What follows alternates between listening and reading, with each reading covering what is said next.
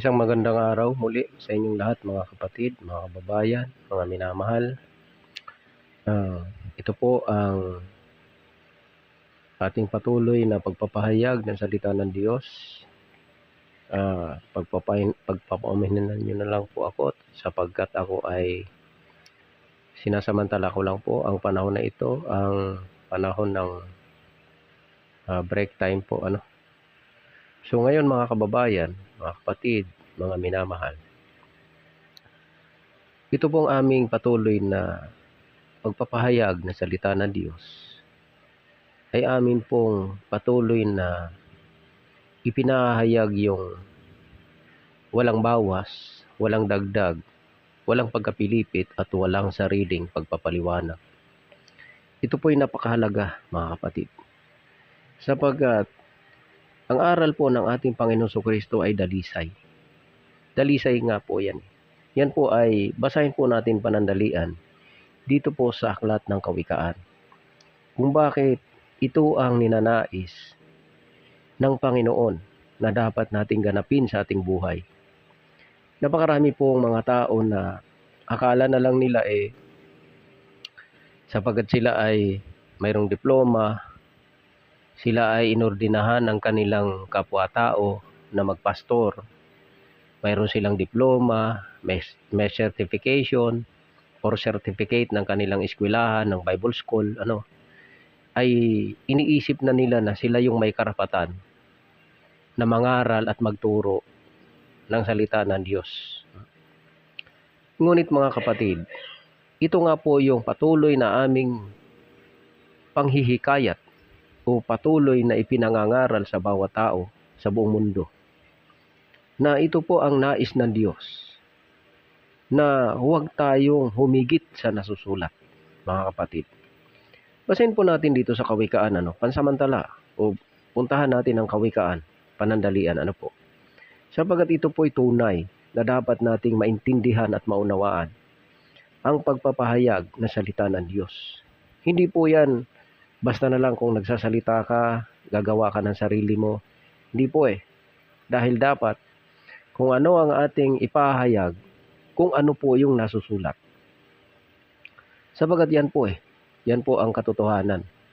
Nang sabi rito sa Kawikaan 30 talatang 5, bawat salita ng Diyos ay subok. Siya'y kalasag sa kanila na nanganlong sa Kanya. Huwag kang magdagdag sa Kanyang mga salita at baka Kanyang sawayin ka at masunduan kang sinungaling. Dito po mga kapatid, ay napakalinaw po na tayo ang wikay, ang salita ng Diyos ay subok. Ito'y kalasag sa Kanya na nanganganlong sa Kanya. Huwag kang magdagdag sa Kanyang mga salita. Baka Kanyang sawayin ka at masumpungan kang sinungaling o masunduan kang sinungaling. Dito po mga kapatid ay malinaw. Ano ang dapat na ating pang-araw-araw na pamumuhay patungkol sa salita ng Diyos? Sapat na ba na tayo ay nagpipraise the Lord? Sapat na ba na tayo ay nakikilala natin o nakilala natin na siya nga ay si Lord na nasa langit? Kasi marami po sa atin, mga born again, mga Christian na sinasabi, Baptist, kung ano-anong mga pangalan ng mga relihiyon na itinatayo ng mga tao. Ngunit marami pong aral na hindi ayon sa salita ng Diyos. Marami po sila May aral sila ng rapture. Yung rapture daw, may rapture daw na may 1,000 year, millennium, kung ano-ano mga aral nila. Na ini-explain nila ng maigi yung mga salita o yung mga aral na hinakahaka nila. Pero yung purong salita ng Diyos, hindi nila kayang panghawakan. Marami pong tao na ang pinanghahawakan, gawa ng tao, yung aral ng tao, hindi aral ng Diyos. Katulad ng maraming ginagawa ng maraming tao na dahil sa pera, gumagawa sila ng mga imbentong aral. Marami. Marami silang ginagawang imbentong aral pagdating sa pagkakakwartahan, pagdating sa pera. Parang ginagawa nila yung kagaya sa eskwelahan na mayroong PTA, may mga activity na ginagawa para siyempre may mga kickback, gano'n-gano'n. Wain, ganyan-ganyan.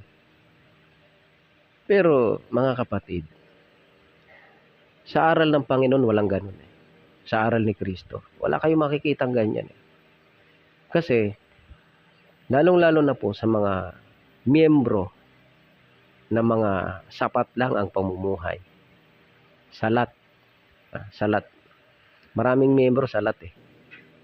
Pero hinuhut-hutan pa nitong mga pastor na mga mayayaman.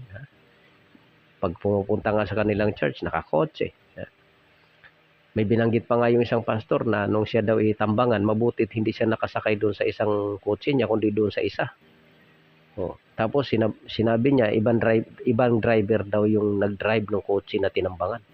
So natuwa ka pa na yung driver ay matambangan dahil sa'yo. Tunay ka bang pastor ng Diyos kung ganyan ka? Hindi po eh.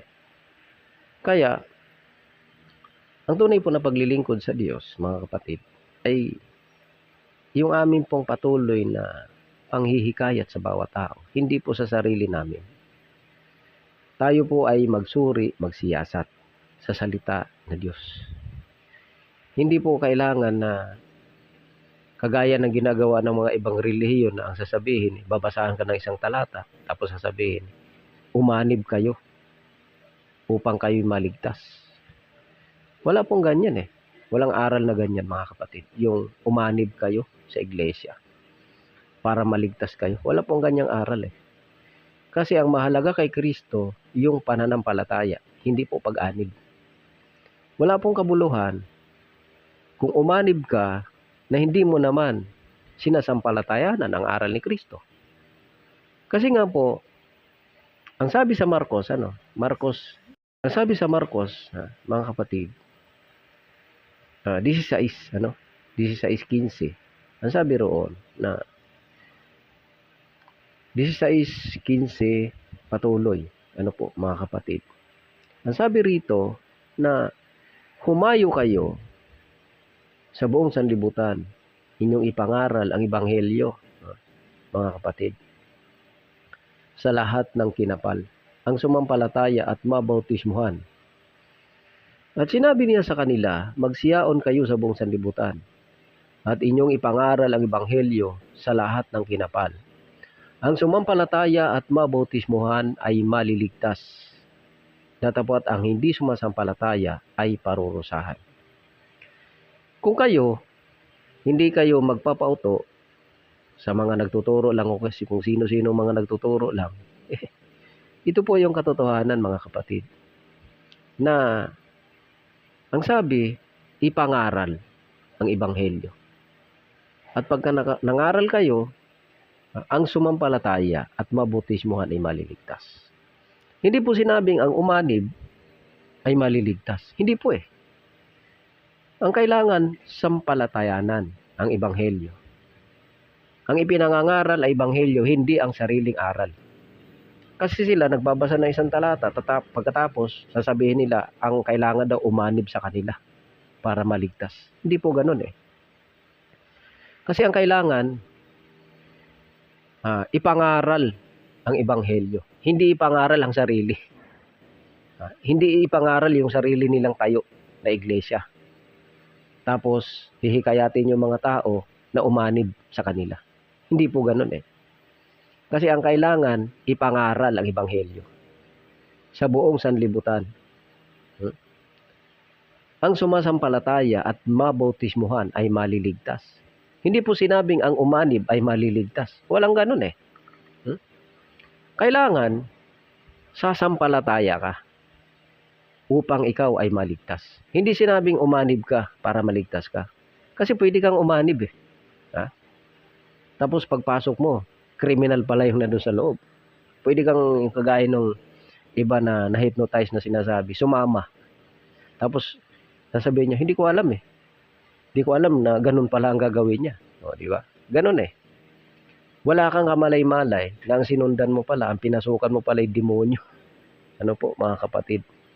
Kaya dito po mga kababayan, mag-ingat po tayo sa mga nagtuturo ng kung ano-ano na lang. Ano? Kaya mga kapatid, ang tunay po na ating dapat panghawakan sa araw-araw, yung aral ng Panginoon. Aral. Kasi nga po, ipangangaral ang Ebanghelyo. Ipangangaral ang Ebanghelyo. Ipangaral ninyo ang Ebanghelyo sa lahat ng mga bansa. Ang sumampalataya at mabautismuhan ay maliligtas. Yan. Hindi po sinabing ang mga naniwala sa kalokohang aral at umanib ay maliligtas. Wala pong ganoon mga kapatid.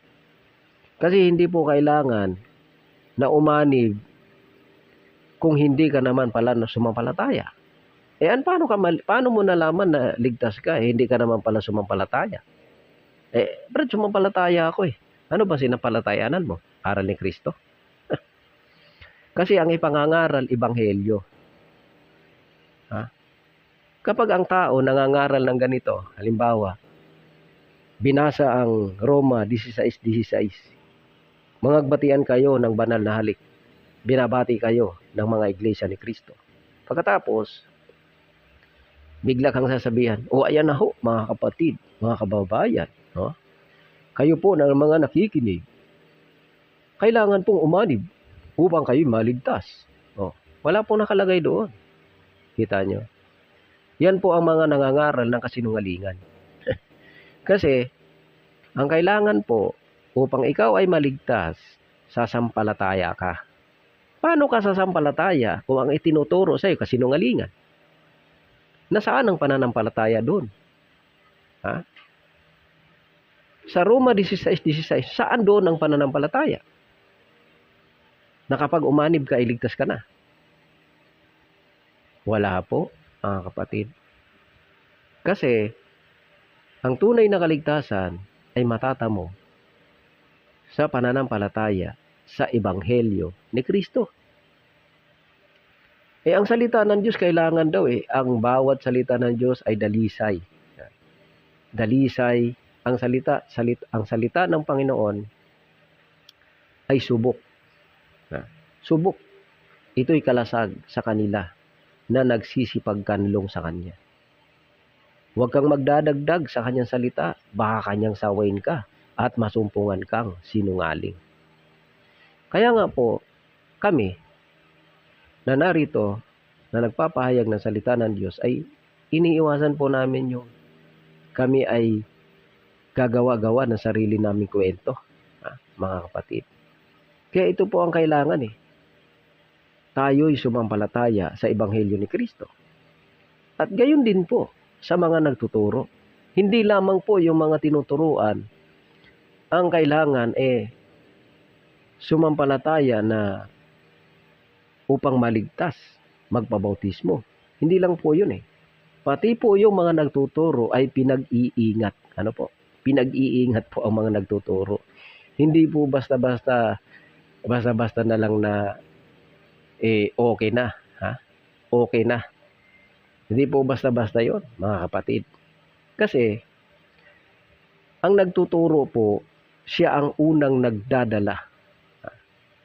Ngayon, kung ang nagtuturo ay kasinungalingan ang itinuturo, magbabasa ng talata, pagkatapos hindi naman ayon sa nasusulat ang kanyang mga aral, paano mo makikita na sila ang totoo at sila ang makapagliligtas?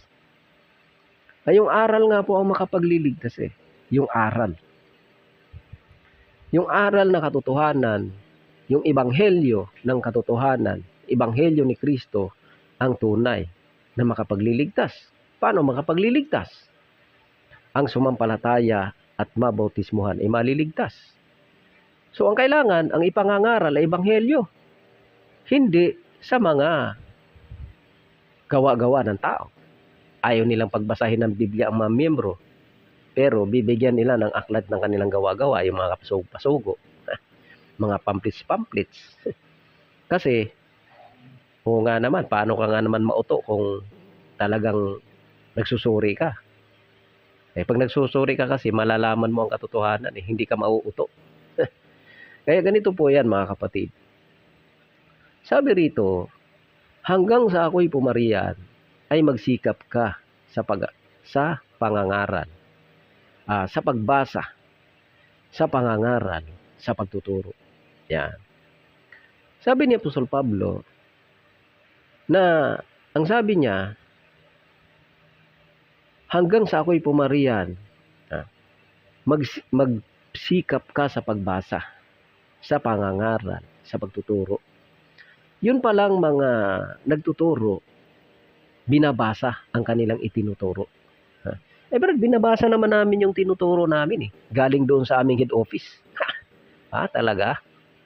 Oo nga, binabasa mo.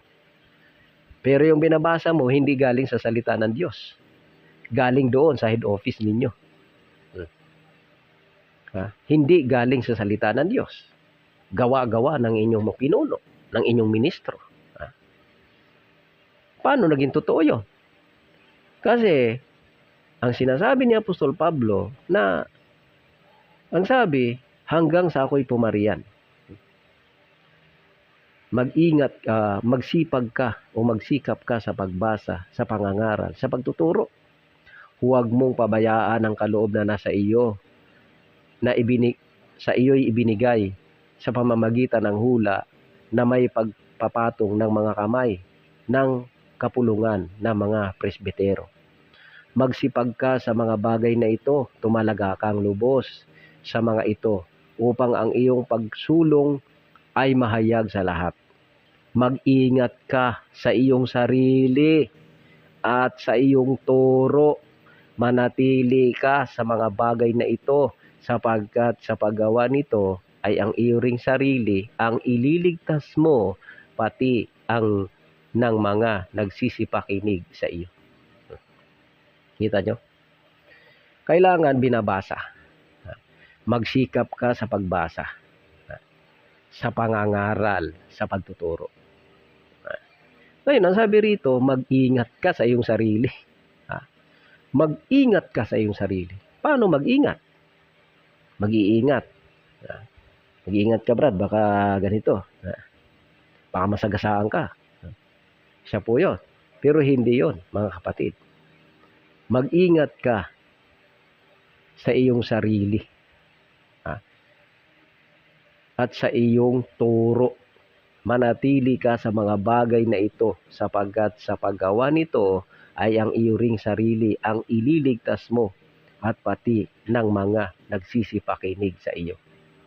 Kailangan po palang mag-ingat sa sarili at sa turo. Ano po ba yung turo na dapat ingatan?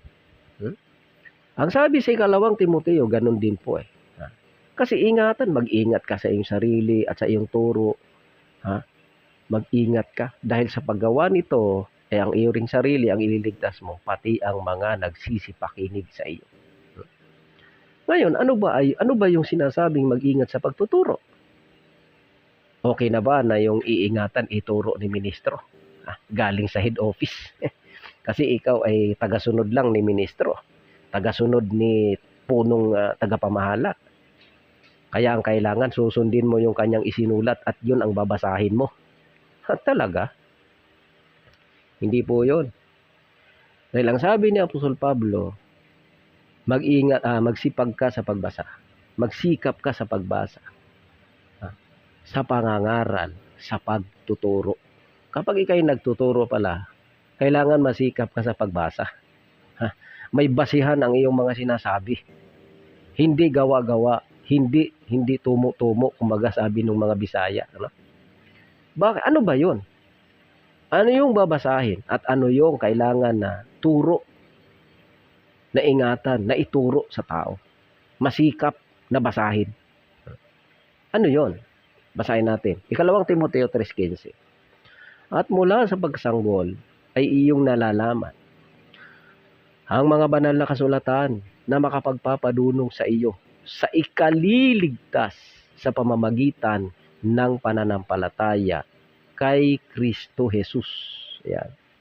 Ang lahat ng mga kasulatan na kinasihan ng Diyos ay makapapakinabangan din naman sa pagtuturo, sa pagsansala, sa pagsaway, sa ikatututo na nasa katuwiran. Kita nyo, mga kapatid? Ang tinutukoy pala na makapagliligtas, mag-ingat ka sa iyong sarili at sa iyong turo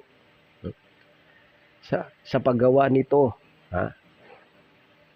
ay ang iyo ring sarili ang ililigtas mo, pati ng mga nagsisipakinig sa iyo. Ano ba yung ituturo? At babasahin, ang sabi. Magsikap ka sa pagbasa, sa pagtuturo, sa pangangaral. At ingatan mo ang iyong sarili. Mag-ingat ka sa iyong sarili, sa iyong turo, sa pangangaral. Sa paggawa nito ay ang iyo ring sarili ang ililigtas mo, pati ng mga nagsisipakinig sa iyo. Ano ba yun? At mula sa pagkasanggol ay iyong nalalaman ang mga banal na kasulatan na makapagpapadunong sa iyo sa ikaliligtas sa pamamagitan ng pananampalataya kay Kristo Jesus. Malinaw, mga kapatid.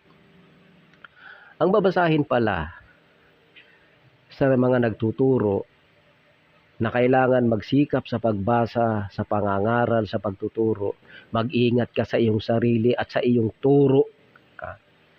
Dahil sa paggawa nito ay ang iyo ring sarili ang ililigtas mo, pati ng mga nagsisipakinig sa iyo. Napakahalaga, mga kapatid, talaga. Na ang aral ay walang pamimilipit, walang bawas, walang dagdag, walang pagkapilipit, at walang sariling pagpapaliwanag. Bakit? Dahil ito po ang makapagliligtas. Kasi ang banal na kasulatan ng wika ay makapagpapadunong sa iyo. Sa ikaliligtas sa pamamagitan ng pananampalataya kay Kristo Jesus. Kaya yung pangangaral ng Ebanghelyo, sabi ng Panginoon Kristo, humayo kayo inyong ipangaral ang Ebanghelyo sa lahat ng mga bansa.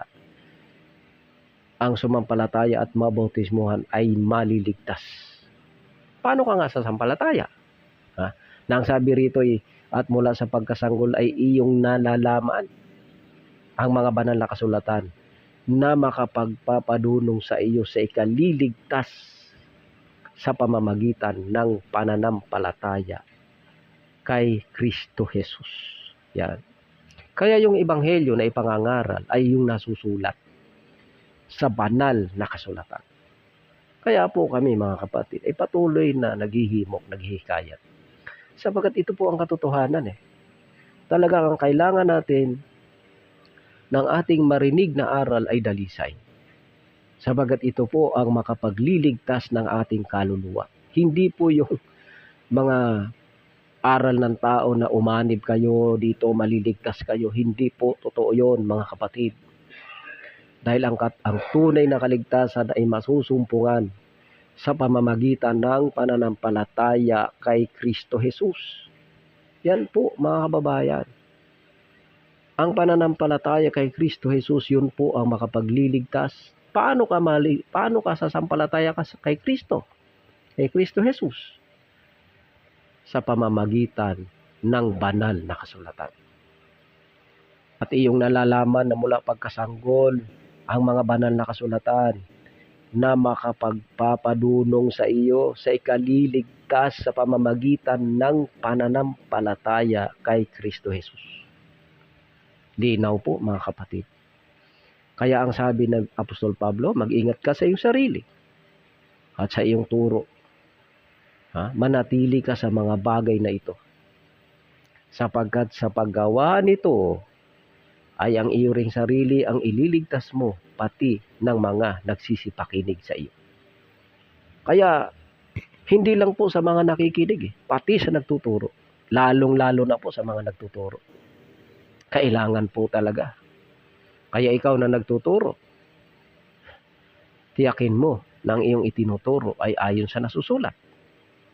Sapagkat kapag ikaw ay nagtuturo ng kasinungalingan at hindi katotohanan, ang tinuturuan mo ay mapapahamak, lalong-lalo na ikaw na nagtuturo.